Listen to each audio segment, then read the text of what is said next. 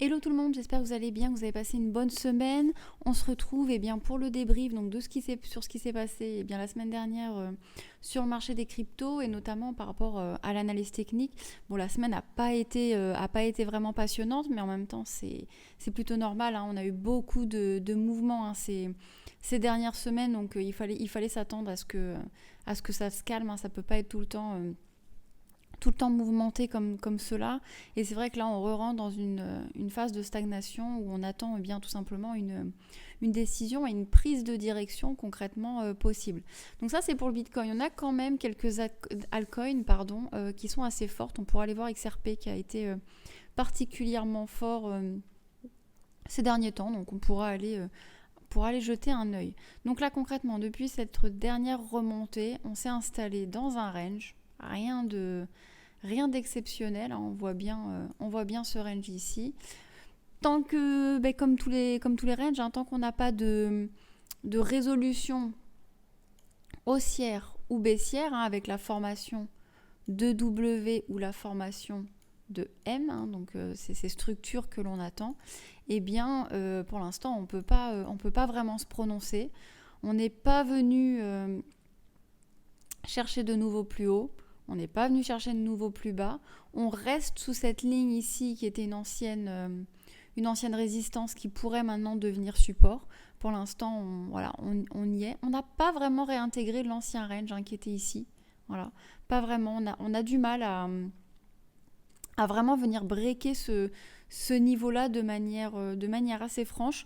On voit qu'on a des mèches ici, mais pour l'instant, on reste sur l'entre-deux, tout simplement. Côté Ishimoku, quand on met en daily, on est toujours au-dessus du nuage, hein, ce qui est assez logique. On a une Kijun là qui devient très plate forcément puisqu'on est rentré dans un range. Il n'y a rien d'alarmant pour l'instant quand on regarde Ishimoku, donc ça c'est plutôt bon signe. Et pour le bien institutionnel, qui est un indicateur qui est très simple à lire, voilà, on voit bien que pour l'instant on n'a pas recrossé à la baisse. Tout se poursuit et se continue. On voit quand même ici, mais ce qui est logique, une perte de force de mouvement acheteuse, hein, puisque on a pu cette remontée. Donc voilà, on est revenu sur des niveaux assez neutres, tout simplement.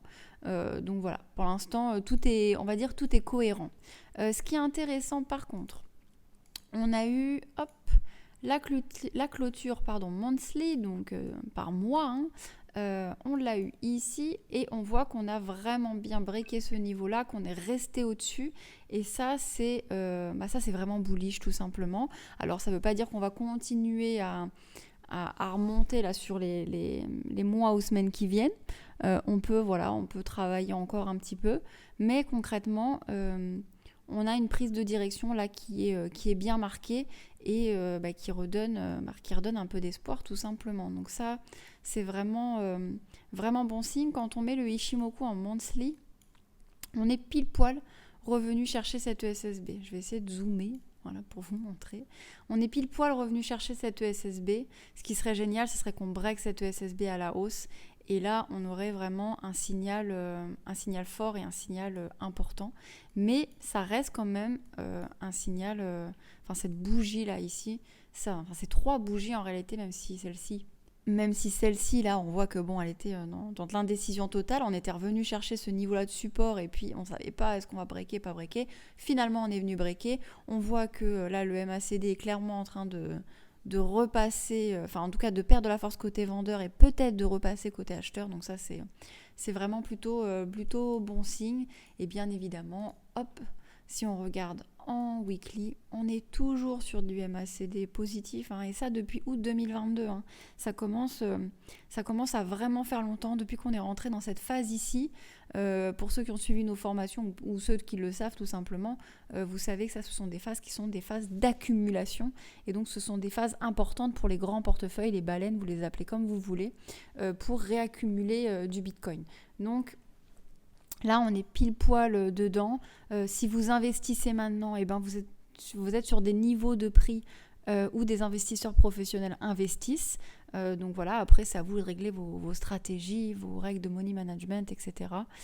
Pour pouvoir prendre des bonnes décisions et pouvoir espérer générer des gains avec le marché des cryptos. Voilà.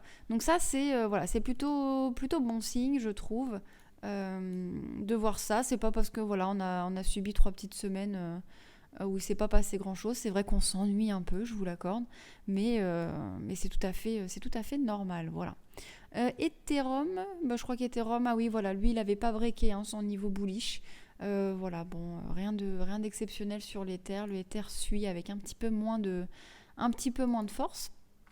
Mais il suit. On attend qu'il break pour le coup le niveau des, on va dire des 2020-2040 pour pouvoir avoir un vrai signal bullish, mais tout de même. Et donc, je voulais vous montrer le XRP, alors qui est assez fort. Alors, on le suit pas mal avec Chinon parce que, bien évidemment, on a investi dedans. Enfin, je dis bien évidemment, c'est pas forcément évident, mais on a investi dedans. On a eu ce W là qui avait été breaké ici. Voilà, et on était venu chercher quasiment avec une mèche ce niveau-là. Donc ça pour un trader, c'est pour un trader intraday, c'est le top. Ces structures comme ça. Pour l'instant, on n'a pas encore breaké ce niveau-là de support, si on ne prend pas les mèches, ce niveau-ci. Mais c'est vrai que XRP prend quand même beaucoup de force. Après, je ne sais pas si vous avez suivi un peu les affaires XRP, mais pour l'instant, ils sont toujours en procès. Même si c'est plutôt bien parti pour qu'ils gagnent, ce n'est toujours pas fini. Donc voilà, il peut y avoir pas mal de choses à suivre sur ce jeton, mais c'est vrai que moi c'est un jeton que j'apprécie particulièrement pour plein de raisons, aussi bien personnelles que d'un point de vue analyse fondamentale. Donc voilà, affaire à suivre sur le XRP. Côté plutôt traditionnel, on voit que notre SPX pour l'instant il bouge pas, il nous fait W, peut-être en W. Donc ça c'est plutôt des signaux bullish. Donc on attend de voir la suite, tout simplement. Là on est re-rentré dans le nuage, et si on venait à breaker cette ESSB là au 4553, alors on pourrait avoir tout simplement un vrai changement de tendance, parce que là on est en weekly, on pourrait avoir un vrai changement de tendance et venir retourner cette longue tendance là que l'on a depuis un moment quand même, cette tendance haussière, à part ce dégringolade qu'il y avait eu à la période du Covid, ce sont des assets, d'ailleurs c'est pour ça qu'il y a de l'opportunité sur les marchés financiers, ce sont des assets qui ne font quasiment que monter. Donc peut-être potentielle respiration, peut-être potentielle reprise d'air pour notre SPX, et notre dollar, lui, il fait pas grand chose en réalité. Il continue de travailler ce niveau-là, qui est un niveau important où le dollar était revenu plusieurs fois dans son histoire. On n'a pas de W qui se forme, on n'a pas de M. Alors ça c'est en weekly. Si on se met en daily, non là je me suis mis en horaire, c'est un peu trop. Voilà, si on se met en daily, c'est un peu pareil, on voit pas de structure particulière. Donc on attend. J'ai pas grand chose d'autre à vous offrir. Ah oui, j'ai pas fait l'order flow, mais l'order flow, il n'y a pas grand chose d'autre à dire pour le Bitcoin. C'est plat entre guillemets, c'est-à-dire que l'order flow ne bouge pas, l'open interest ne bouge pas, il n'y a pas grand monde qui se manifeste sur le marché des futurs. Donc concrètement, pas grand chose à dire. Si ce n'est de vous souhaiter une bonne semaine, je reviendrai donc soit fin de semaine, soit semaine prochaine pour vous faire la suite. Si jamais il se passe vraiment quelque chose de très important, n'hésitez pas à nous suivre sur Instagram, à nous suivre sur le site internet. J'essaye de mettre régulièrement j'essaye de faire des articles quand il y a des news un petit peu importantes, donc n'hésitez pas à suivre cela.